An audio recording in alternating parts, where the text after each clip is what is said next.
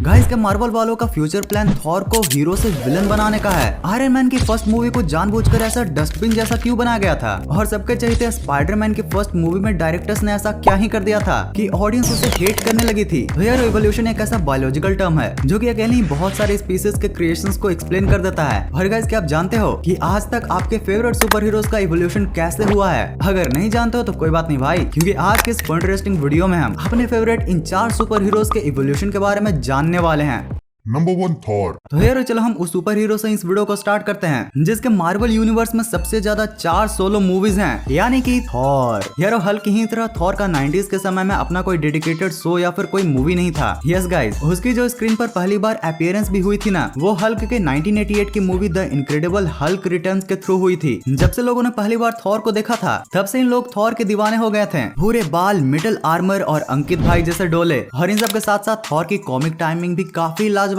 थी। इसलिए तब से इन लोग थॉर को बड़ी स्क्रीन पर देखने के लिए इंतजार करने लगे। और यार हल्क की ये सेकंड मूवी फ्लॉप हो जाने के कारण थॉर को फिर से स्क्रीन पर आने के लिए 23 सालों का लंबा इंतजार करना पड़ा। अब थॉर की सबसे पहले सिनेमैटिक अपीयरेंस 2011 में हुई थी, जिसमें हमारे द ग्रेट सुपर हीरो को बस पार्टी करनी होती थी। बस फिर क्या था, ओडिन जो थॉर के पापा थे वो अपने इस पार्टीबाज बेटे को लेकर काफी टेंशन लेने लगे थे कि आखिर उनके इस नालायक बेटे का क्या होगा। और तभी से थॉर को वर्दी बनाने के लिए ओडिन ने हमारे सुपर हीरो को धरती पर भेजा। अब धरती पर आते हैं थॉर ने एक मॉन्स्टर को हरा दिया जिसको असल में उसका भाई लोकी ही कंट्रोल कर रहा था। बस फिर क्या था, थॉर भी अपने पापा की नजरों में खीरा से हीरा बन गया। अब यार कुछ इसी तरह टाइम एंड मूवीज के साथ साथ थॉर का इवोल्यूशन होता रहा। जब 2012 में एवेंजर्स की मूवी लॉन्च हुई थी तो उसमें थॉर के न्यू हाफ सूट को भी दिखाया गया था। फिर 2017 तक थॉर में थोड़े मोड़े चेंजेस करके ऑडियंस के सामने दिखाया गया। बट फिर 2017 की थॉर रैग्नारॉक में भाई हमारे भाई का बिल्कुल नया ही मॉडर्न लुक देखने को मिला। भाई छोटे बालों के साथ थॉर का वन आई लुक, वाह। अब अगले साल 2018 के एवेंजर्स इन्फिनिटी वार में थॉर को अपना नया वेपन स्टॉर्म ब्रेकर भी मिलता है, जिसको जब वो थैनोस के सीने में डालता है, भाई लिटरली क्या एपिक सीन था यार।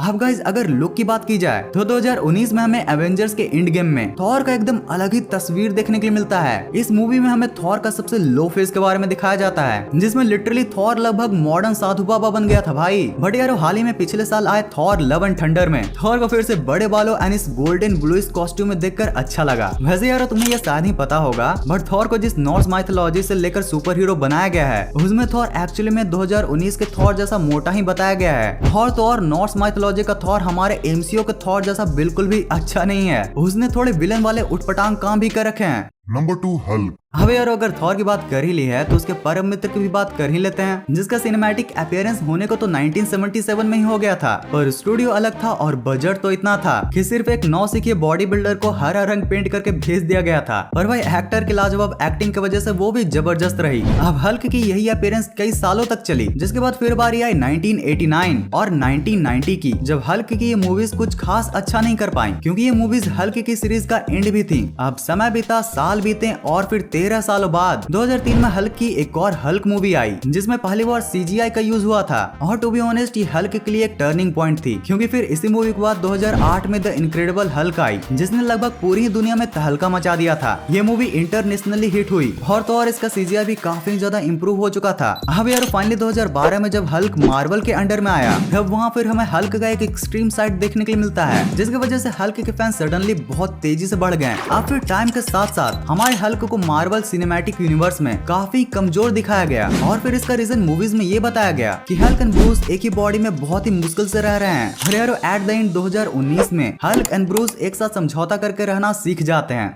Number 3 iron man. तो यार अब आते हैं मेरे personal favourite super hero iron man पर। भाई एक ऐसा सुपर हीरो है जिसका पहला अपीयरेंस तो इतना बेकार था कि लोग आज भी यकीन नहीं कर पाते हैं। तो गाइस मिलिए 1977 के आयरन मैन से, जिसे उस समय डस्टबिन और टीन के डब्बे से मिलाकर बना दिया गया था। अरे यार पता है मजेदार बात क्या है, ये आयरन मैन है ही नहीं। यस गाइस, अमंग अस के इंपोस्टर जैसा दिखने वाला और इंटरनेट पर फर्स्ट फेक आयरन मैन बनने वाला ये टीन का डब्बा एक्सो मैन है, जिसकी स्टोरी भी कहीं ना कहीं आयरन मैन जैसी ही है। लाइक इस इसका भी हीरो एक जीनियस कॉलेज प्रोफेसर होता है जो कि मॉबस्टर्स के अटैक की वजह से पैरालाइज्ड हो जाता है। अब टोनी स्टार्क की तरह एक प्रोफेसर भी अपनी जान बचाने के लिए और फिर बदमाशों का बैंड बजाने के लिए ये सूट बनाते हैं। अब यारो इसकी इसी सिमिलर स्टोरी की वजह से बहुत से मार्वल फैंस को ये लगता है कि यही 1977 की एक्सो मैन ही आयरन मैन की फर्स्ट मूवी थी, बट एक्चुअली में यार वो आयरन मैन की फर्स्ट मूवी 2008 वाली ही थी, जिसमें हमें टोनी स्टार्क के 3 सूट, पहला बल्कि मार्क 1, दूसरा शाइनी मार्क 2 एंड फिर तीसरा proper iron man classic mark 3 देखने को मिलता है।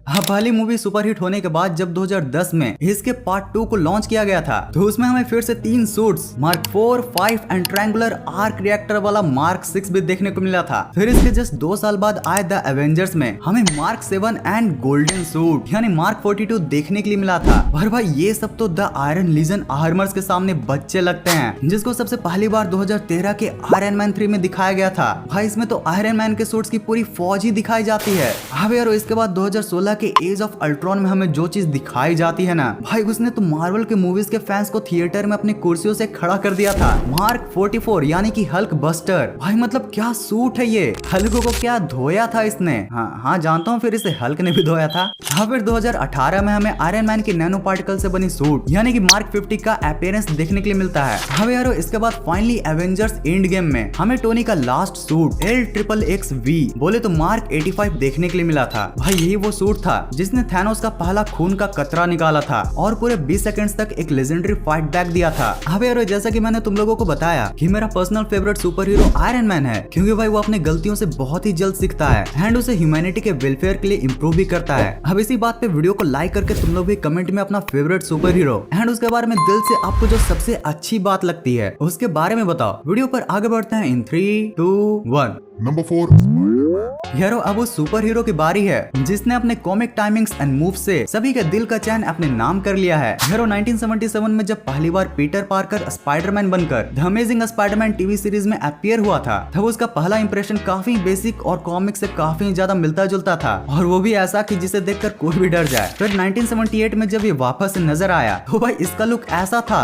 मानो इसको खुद ही की नजर लग गई हो। और गाइस कमाल की बात तो ये थी कि इसका ये लुक भी लोगों को पसंद आ रहा था, और वो भी इतना ज्यादा कि मार्वल वालों ने किसी की सबसे ज्यादा मर्च बेची है तो फिर वो स्पाइडरमैन की ही है। अब यार फिर 2002 में जब स्पाइडरमैन की फर्स्ट आइकॉनिक मूवी आई तो फिर वो इतना ज्यादा पॉपुलर हुई कि फिर 2004 में उसका part 2 way better CGI and screen play के साथ निकाला गया। यार इस आइकॉनिक मूवी के आज भी कई सारे मीम काफी ज्यादा फेमस हैं, जैसे कि टोबी मैगवायर का डांस।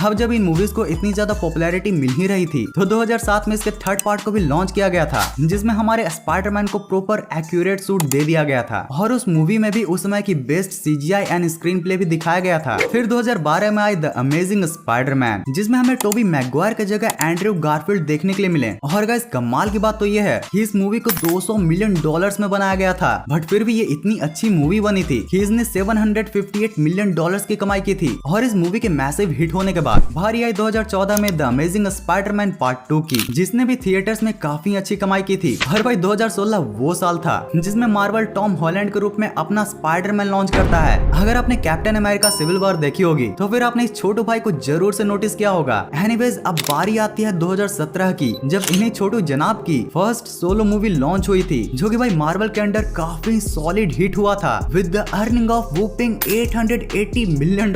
अब जैसे जैसे स्पाइडरमैन की न्यू मूवीज आई उनमें आयरन मैन की कृपा से नए नए सूट्स भी दिखाए गए, जैसे स्पाइडरमैन होमकमिंग में ये आयरन स्पाइडर सूट, वहीं फार फ्रॉम होम में ये आइकॉनिक ब्लैक वाला सूट। बट भाई फिर 2021 की स्पाइडरमैन नो वे होम का ये रिटर्न्ड नैनोटेक सूट, भाई ये इतना कूल लगता है कि इसके बारे में मैं क्या ही बोलूं। तो यार अब इतने इन्फॉर्मेशन के बाद कुछ मीम्स तो बनते हैं ना।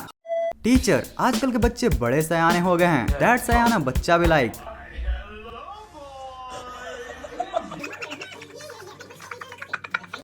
दूध वाला after mixing water in milk.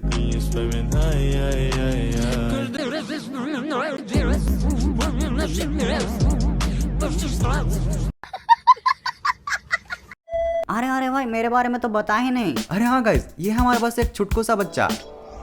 छुटकू सा? ओ जी बच्चा, मम्मी जरा खिला के देखा मुझे सब्जियां। PUBG, winner winner chicken dinner. These rats, the winner is not dinner. Yo, brother, let go!